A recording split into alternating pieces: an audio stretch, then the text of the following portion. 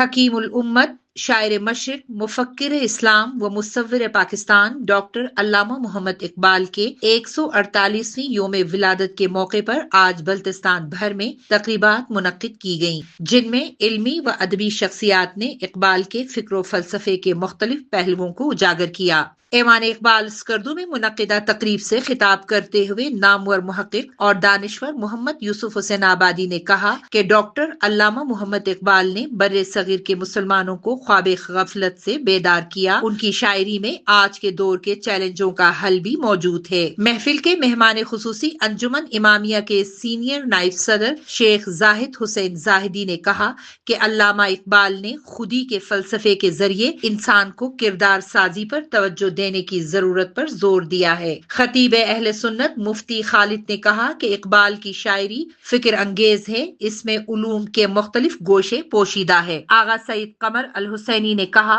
کہ علامہ اقبال نے محمد وآل محمد اور حضرت فاطمۃ الزہرا سلام اللہ علیہا کی شان میں بہت کلام کہے ہیں۔ شیخ ذوالفقار انصاری نے کہا کہ ڈاکٹر علامہ اقبال ایک فلسفی شاعر ہے، ان کا ہر شعر مقصدیت سے بھرپور ہے۔ سینئر صحافی محمد قاسم نسیم نے فکر اقبال پر آج کے دور میں عمل کرنے کی ضرورت پر زور دیا۔ سیاسی رہنما اشرف صدا نے اپنی تقریر میں امت مسلمہ کے اتحاد کے لیے کلام اقبال میں موجود پیغام کو سمجھنے کی ضرورت پر زور دیا۔ تقریب سے سینئر صحافی نثار عباس، یوسف نمبردار، سید اطہر اور دیگر نے خطاب کیا، جبکہ شعراء اور طلبہ نے کلام اور ملی نغموں کے ذریعے ڈاکٹر علامہ اقبال کو خراج عقیدت پیش کیا۔ محفل کی نظامت کے فرائض بزم علم و فن کے صدر میر اسلم حسین سہر نے انجام دیے۔ ادھر ریجنل کیمپس علامہ اقبال اوپن یونیورسٹی اسکردو میں منعقدہ تقریب سے خطاب کرتے ہوئے vice chancellor university of Baltistan Skardu doctor عبد المتین نے کہا کہ ڈاکٹر